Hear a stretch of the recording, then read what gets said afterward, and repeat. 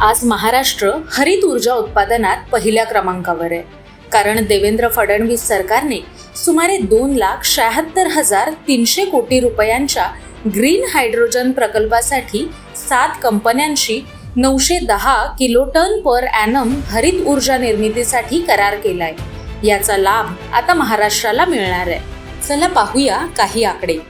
NTPC green energy limited एकूण गुंतवणूक 80,000 कोटी। या गुंतवणुकीतून सुमारे 12,000 रोजगार निर्माण होतील।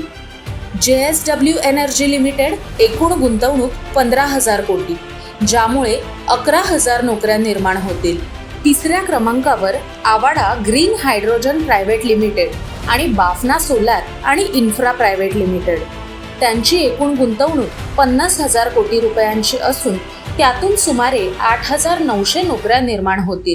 ई-फ्युल्स प्रायव्हेट लिमिटेड एकूण गुंतवणूक 66,400 कोटी रुपये असून या गुंतवणुकीतून 27,000 नोकऱ्या निर्माण होतील।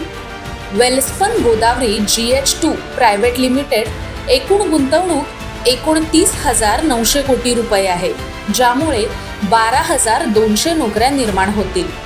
Inox air and products private limited एकूण 25,000 कोटी रुपयांच्या गुंतवणुकीमुळे 300 नोकऱ्या निर्माण होतील।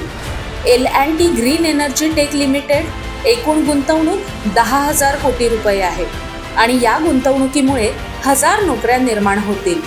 यामुळेच देवेंद्र फडणवीस सरकारचा आलेख सातत्याने वाढतोय, कारण महायुती सरकारच्या नेतृत्वाखाली महाराष्ट्र राज्य FDI आणि ग्रीन एनर्जीमध्ये अव्वल स्थानी पोहोचलाय।